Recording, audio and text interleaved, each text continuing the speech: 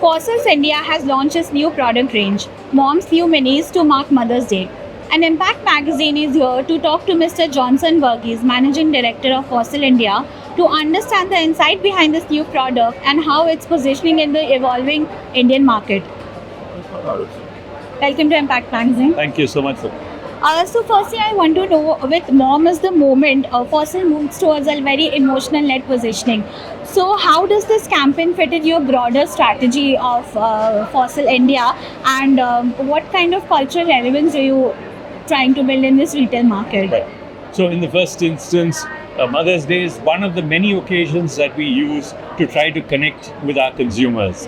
All of our consumers have different points of time, different moments in their lives that are close to their heart, as it were, and we're using moments like these to build a connect with our audience. Yes. Mom is the Moment is all about celebrating modern mothers today who have who are engaged in so many tasks, as it were, multitasking as they are, many responsibilities that they have, and we wanted to make sure that we bring designs that are timeless in nature and bring to them those designs at a particular point of time which strikes the chord with them and builds that connect with them. Okay. So right now we are living in a market where smartwatches and other wearables dominate on utility. So in that part, how are you repositioning analog watches like Mom's New Minis, and as a cultural identity-led approach? What will be the communication or communication strategy towards the consumers? We are actually seeing an amazing resurgence of the focus on traditional watches. Traditional watches have been here in the past and continue to be relevant to all of our audiences. And when you're looking at watches that we've launched today, there are two different buckets of watches that we have today for you. One is, of course, the Mini Harlow, the Mini series that we're talking about, the Mini Harlow watch that you're going to see, that you're seeing today, and the Mini Rackle. Both these watches are based on classical designs that are timeless in nature, that we have introduced in the past, but now brought to you in a mini version, because we think that's the current trend that people want to look at. They want to look at something that is petite in nature, but on a design platform that they're already familiar with. So that is something that we are all doing. In addition to that, we've also got a collection of jewelry-inspired watches. So in that form, we are actually merging, watches on bracelets, on chains, on solid bangles, as it were. And this is a collection that we believe, merges together, melds together the concept of a timekeeping device, but also a fashion accessory for your wrist. Another thing is that right now premium accessories is expanding beyond metros to tier 1 and tier 2 cities. So how are you adapting the product mix or the pricing or distribution strategy so that it can cater to that part of the consumers? That's an interesting question. And I think we are expanding beyond the tier 1 and metro cities today to tier 2 and tier 3. But as we see today, we are quite excited by the fact that our consumers in tier 2 and tier 3 cities are buying exactly the same products that our tier 1 consumers are buying. And I think that is where the concept of social media is really playing a strong role to communicate the DNA and the ethos of the brand values, as it were, across geographical segments that exist, as it were.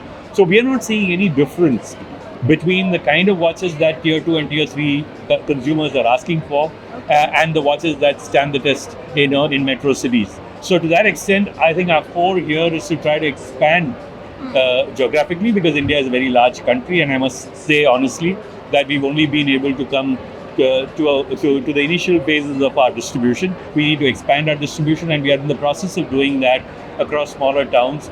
But we really don't think that the brand needs to be any different, as it were. We, of course, have a wider collection of products, and we can pick and choose that based on geographical differences that exist, but not in any fundamental form that impacts the brand and its DNA. Okay. Another question is that creator economy is right now booming. So do you see them as a benefit for the brand?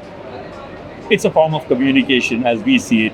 And, as opposed to traditional media, which was a one-way communication process, the fact that there are so many creators engaged with the process of carrying this communication across in a frame that is so relevant for them, we think is absolutely valid. And I think we are encouraged by the fact that we have so many people within our target audience who are, spontaneously creating content that appeals to a wider audience. We are truly encouraged by the support that we get from our customers and creators of content.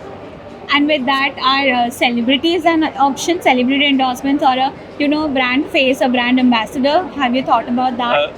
Celebrities, as you know, for us, for Fossil, we've always had celebrities, both global as well as local in nature. We had Nick Jonas as a global ambassador. We have Kriti and Varun, who've been our ambassadors in India for a long period of time.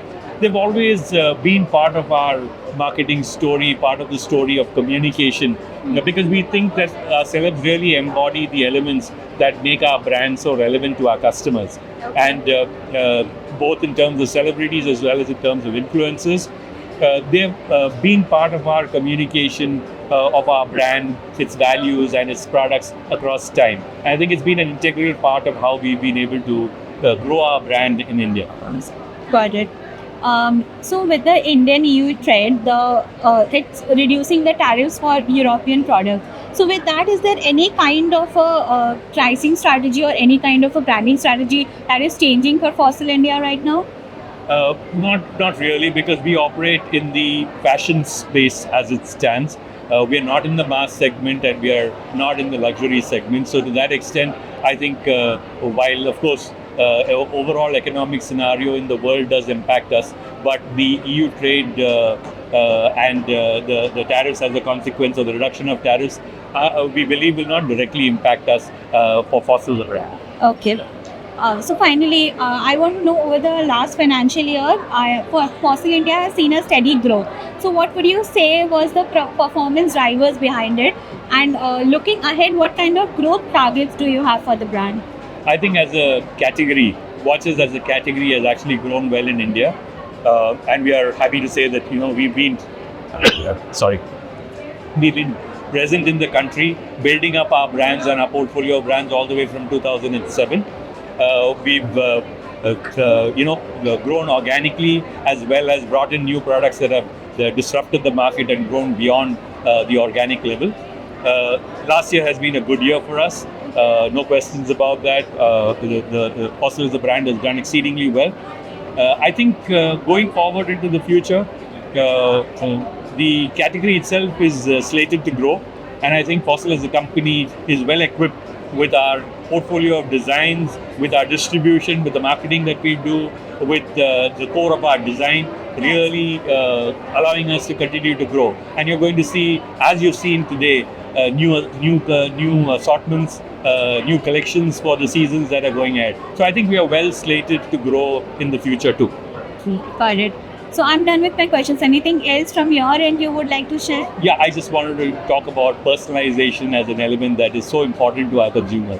Yes. For us, watches, when consumers buy watches, they're not really buying into a timekeeping device. They're buying a moment of time, in a manner of speaking. We are saying this because over 80% of our products, we offer the services of engraving on the back cover. And over 80% of our watches, our consumers actually take an effort to engrave with a very specific message that they create, as it were. And we believe the reason for that is because there is a message, there is something that they want to capture at that point of time. So engraving captures that moment in time, that reason why they actually bought that product. And I think Fossil, as a consequence of that, has been creating those timeless moments that really bring that sense of nostalgia, that connect you with occasions that are important for you from the past. Yeah. Thank you so much. Thank you for this conversation. Thank you.